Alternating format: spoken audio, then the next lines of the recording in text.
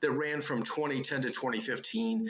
It yielded technologies that became part of the new Cascadia that was introduced for 2020. One example from that, the windshield from the SuperTruck 1 is used on every Cascadia made today. And aerodynamics from that first SuperTruck became a part of an optional fuel savings packages that are offered on the current truck. So we'll watch for the same thing to happen now with SuperTruck 2, which is a research vehicle. It really did surpass expectations in aerodynamics, tires, powertrain, and energy management, and it doubled the freight efficiency of a base vehicle, or of the base vehicle on which this has all started. It was a 2009 Cascadia that goes back to the original SuperTruck program. By the way, there is a SuperTruck 3 coming. Daimler will be participating in that, and they'll be working on a fuel cell powered SuperTruck that should be out around 2027. So for this truck, Chief Designer Jeff Cottner said that he and his team wanted to create both an efficient and a beautiful truck. So the redesigned hood, the bumper, the chassis fairing, all the work with the existing cab structure, goes to help airflow undisturbed around the truck. The grille, the air intakes, and the doors were redesigned to be seamless and as clean looking as possible. So it's got active side extenders, similar to what you may know out there as truck wings. It's an aftermarket product, but something that Daimler designed internally. They open at highway speeds to reduce the gap between the truck and the trailer, and then they close, at lower speeds. So this truck also has the integrated mirror camera system from Stone Ridge, which allows the truck to go without those bulky outside mirrors. Daimler already pre-wires its current trucks to allow these systems to be added in the aftermarket. There's still federal regulations that don't allow them to be installed on the production line. So SuperTruck 2 features a 48-volt electrical system with lithium-ion batteries. They're popular, but they're probably too expensive to make it into production trucks anytime soon. The higher wattage, though, from that system does control a new electronic steering system at low and high speeds. And then there's EcoSail, which literally shuts off the engine while the truck is coasting, but it allows for steering control. So if the engine isn't running and you're not burning any fuel, that's pretty cool stuff. Lots more here to talk about, but just read it on freightwaves.com. We'll be posting that story a little later today. So now let's get to our guest. Sam Saad has a 15-year track record of delivering complex projects across a whole bunch of different sectors. This is before Gatik, Sam co-founded the Innovation Factories Center for Integrated Transportation and Mobility, say that 5 times quickly. It was a 5-year initiative to accelerate the development of commercial autonomous vehicle technologies. Sam started his autonomous trucking journey at the Ontario Centers of Excellence, where he managed a portfolio of $215 million in innovation funding. Sam spent his early career focused on education, health promotion, and international development, including work at the United Nations. Mike Placentia, our other guest, is managing director of Ryder Ventures, a $50 million corporate venture capital fund of Ryder System, whose investments include, get ready, Gatik.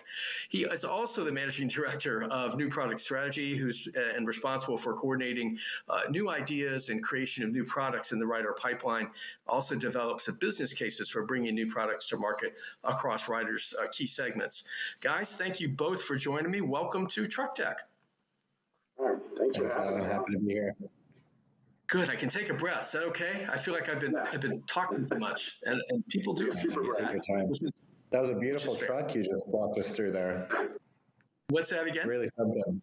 That was a beautiful truck you just walked us through there. Really something. It really is. I thought that as a wrap goes, they did a neat job with that one. And again, it hides some stuff. It actually has about 50,000 miles on it already. They've been running it and doing a lot with it. So they're testing all those systems, and we'll see what actually comes into what comes into production over time. But guys, we have a little bit of time. So Sam, right off the talk, I've got to ask you, where did the Gatik name come from? Sure. So Gatik was founded by three, let's say, serial entrepreneurs with deep tech expertise. They all have their roots going back to Carnegie Mellon and a few other programs, and they're also all of Indian descent. So Gatik is a Sanskrit word meaning progressive or fast, which is really one of the ways that we look at growing this company and tackling the autonomy sector. Yeah, so for those in the audience that don't know much about what Gatik's doing, can you give us kind of a quick rundown on their progress in middle mile freight that is hauling without a driver? Absolutely. So middle mile, as a concept itself, is just gaining more and more traction. Back when the company was founded in 2016, it was really more of a hypothesis that we could do the following things. Number one, constrain the autonomy problem to known repeatable routes. Number two, tackle those known repeatable routes along the middle mile, connecting distribution centers, fulfillment centers, and retail locations or consumer facing pickup locations, and essentially get really good at just driving those particular routes back and forth until we got to the point of nominal safety where we could remove the driver and operate fully driverlessly. So as you alluded to, indeed, and what we're seeing here was the first time that, at least in North America, a driver was pulled out on regular ongoing commercial operations. So not just the one-off where we pull the driver, do a couple of test runs, and go back to R&D, but what you're looking at here was a 12 hours a day, 7 days a week, 4 to 6 pickups and drop-offs per day operation where we help Walmart fulfill their e-com orders in one location and then bring that over to a neighborhood market where those customers can then pick up those orders at their convenience. We repeated the same thing with Loblaws recently as well. So what you're looking at there is footage from August 2021. So it's been quite a while now. And then we pulled the driver on a more complex route with Loblaws up in Toronto in September of 2022. So those are the two that we've announced publicly so far. I've got to say, though, sometimes you see these kinds of things. You see a driverless truck like that. You see this video. How many looky-loos, I think that's a term you may not be familiar with it. How many people slow down, pull out their phones, and start taking pictures of this driverless cab? I mean, it must happen, right? It definitely does. And no, that's the technical term. We definitely track looky-loos within our tech stack. But yeah, you'll see folks, essentially drive by. And because we do use a full redundant sensor suite, we have cameras, LiDARs, radars, we're able to track vehicle movements quite accurately and then document it in cameras as well as the other sensors. But you'll see the vehicles drive by sometimes and safely. They don't engage in non-safe behavior on road, but they'll slow down. And when they slow down, they now have their phones at the ready, just filming the cab with a look of curiosity on their face and wonder. The other cool part, though, is because we do operate on known repeatable routes, a lot of folks become familiar with our trucks. And because we typically operate on some kind of recurring cadence of pickups and drop-off times within operating windows, again, our truck gets familiar with other road users and it becomes a staple in a community. And they know when to look for you, apparently, at this point. Mike, I want to switch to you. Ryder liked what it saw in Gatik enough that Ryder Ventures invested financially. What went into that decision? Yeah, I think it was a couple things. I mean, first is the team, right? I mean, I guess just speaking with Sam here, who's become a dear friend over the past 2 years, the team has just got a very ethical, thought out approach to autonomy that really resonated with us. The second is the area of autonomy they're going after. So there's a lot of other autonomous players doing incredible things on highway for long haul regionalist runs, a transfer hub model. And we saw Gatik identifying a whole new segment to focus on where they've essentially really pioneered it and are developing that space of the short haul B2B replenishment. And when you think about that kind of business, it's a different kind of opportunity, whereas a lot of trucking companies might be more in a transactional rate on line hauls. Kind of the segment they're operating is more of dedicated runs, which is aligns a lot closer to where a lot of Ryder's business is. We've got 10,000 trucks and drivers on the road today, and that's primarily through our dedicated fleet, which is we have outsourced private fleets from customers multiple stops, a little bit shorter of lanes. And so when you kind of look at the kind of commercials they're operating for, it aligns very closely with ours. And so it was very important for us to align ourselves with them and really be very close to this technology that can be disruptive for our customers. And then on the third segment, right, it was even beyond the autonomy. It was really just a segment, right? As Sam talked about, this increasing trend for the middle mile and this rapid replenishment for customers was a really exciting space for us. E-commerce is a core area for riders, as well as the retail segment. And so it's very important for us to understand, what is this trend? Do we need to locate things closer to the customer? Do we need to replenish faster? How do you do that with medium duty trucks instead of semis on a more weekly basis? And so it almost became an investment that was as much an autonomous investment as well as just a general supply chain investment. Wow. Well, I mean, it does fit a lot of what you do. That is, you're watching, you're seeing what a lot of your trucks do, and in terms of dedicated, short haul routes. In some cases, I'm sure you two have worked together for quite a while now and know each other pretty well. What are some of the lessons that have come in that you've been able to pick up so far since you've been working together? Yeah. So I think where it starts. Once again. I was saying, go ahead, please. Yeah. So I think where it starts is on the maintenance side. Gatik is a technology company and really focused on building out technology, right? Self-driving vehicles is a very difficult proposition, where we're coming in as like, how can we be that maintenance partner? How can we be that outsourcing partner that lets you focus on that while we can worry about getting these vehicles uptime? So I mean, again, we're still kind of in the early stages of the learnings and development there, and so hopefully there's more to share over the coming months. Yeah, Sam. Yeah, building on that. So Ryder is just a category leader and world-class across multiple different verticals. Mike mentioned servicing and maintenance as one of them. I'd also offer that their go-to-market strategy and their holistic logistics solution and transportation solution, helping build that out for different clients, everything from warehousing to on-road transportation, is world-class and really does set the tone for the industry. So from our perspective, it's actually, where do we start working together? There's so many areas of potential overlap when you're working with someone as accomplished as a Ryder, and we really just had to come up with a bit of a triage plan of, well, let's start on the servicing and maintenance side, and then let's look at potential go-to-market together, while doing a lot of intel and information sharing in terms of how the sector is shifting and how we need to stay ahead of it, either separately or together.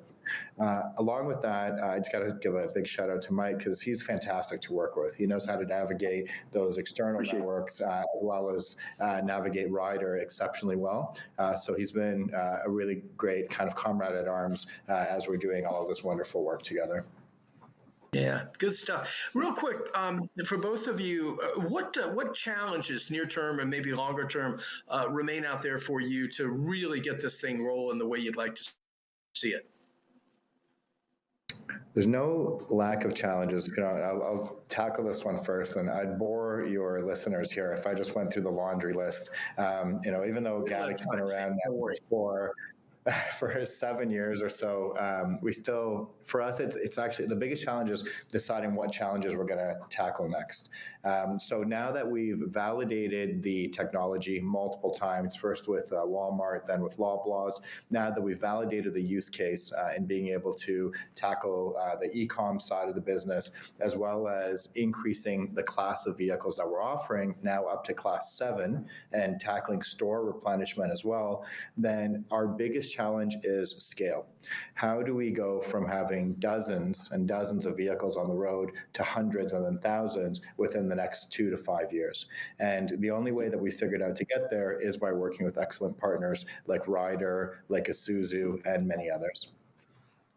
So, Mike, he's saying awful nice things about you. You realize that, right? I mean, he's being very. I do. It's much appreciated. So what are you gonna do to fix his challenges? Well, it's working very closely, right? As Sam said, right? It's how do we work together on the go-to-market, right? There's a lot of opportunities for shared customers, and really, it's how do we be that good partner when you think about Ryder and our 10,000 dedicated trucks and drivers and our numerous customers, and and where does the Gatik solution fit in, have the real world data and real world platform to really test out the business model and technology and find those enthusiastic customers that want to be early adopters. I mean, they've done some of the hard work already. I mean, you've described some of the fantastic world-class customers they've already proven out the tech for. And so our job is now how do we become evangelists for that message and bring it to our customer base and find those great use cases for it. And that's what we're actively doing. And that's really the genesis for the partnership. Let's continue to push the boundaries. Good stuff. Okay, change of direction. Sam, thank you so much for coming on. I want to talk to Mike about some other autonomous stuff that doesn't directly involve you. And so, feel free to listen in, but I'm gonna bring Mike onto the screen here. We're gonna talk a little bit about some of the other autonomous things. Sam, thank you very much. We're gonna talk about for a moment, and we only have a few minutes here, Mike, but you've got about 4 partnerships with Class 8 autonomous startups. And I've talked to Karen Jones, your boss, about this in the past. And, her point is that, boy, it's good to have an eye into what's going on. Why don't you pick it up there and kind of tell me about it? Yeah, no, absolutely. So, there's obviously, as you mentioned, there's numerous players in this space that are all doing excellent things to push the boundaries with autonomy and bringing in incredible talent, incredible technology, and just, again, just endless innovation. And so, you can't just have one alliance here. And so we've established numerous alliances, and really what they're about is, and you kind of think about what we publicly described with each of them, they're really doing 2 things. Their one is helping us provide products and services that enable these autonomous companies to focus on the task at hand, which is commercializing, right? Again, goes back to a discussion around Gatik, right? The idea isn't don't spend time worrying about how to maintain diesel engines. Don't spend time worrying about how to maintain the autonomous hardware when it has issues. Don't spend time operating transfer hubs and doing vehicle inspections. Outsource that. And outsource to a partner who's willing to innovate alongside of you to make sure these products and services are tailor-made for your needs. At the same time as we're doing that, it also gives us a platform to really learn about the technology. Right, so each of these partners we have, not only are we developing these services, it's given us a really on-the-ground view of the technology. What are the timelines? Where is this applicable? And so, how are we going to be a customer of this technology in the future? Right? I mean, I think our message has always been autonomy isn't something you can just say, "Oh, it's here. I want to use it." You've got to be in the game for a bit. You've really got to understand how this is going to affect your network and how it's going to affect your customers. And so by establishing these partnerships very early on, it's allowing us to be part of that roadmap and really position ourselves to tap into this capacity for our customers, when it is here. Yeah, so the ecosystem, as Karen talked about it anyway, having that with several of them really does help you better understand, presumably, who might win in the long run. Can you elaborate on that at all, or is that just not something to talk about today? No, I hope there's multiple winners, and I think there will be multiple winners, right? We think, a lot of really smart people have dedicated their life to solving this problem and delivering this value to the industry. And I think having numerous winners is a good thing, right? It's what's going to help continue to drive innovation. And so, again, we think there's room for more than one. That's why we've aligned ourselves with more than one, and we hope there's more than one at the finish line. We firmly believe there will be.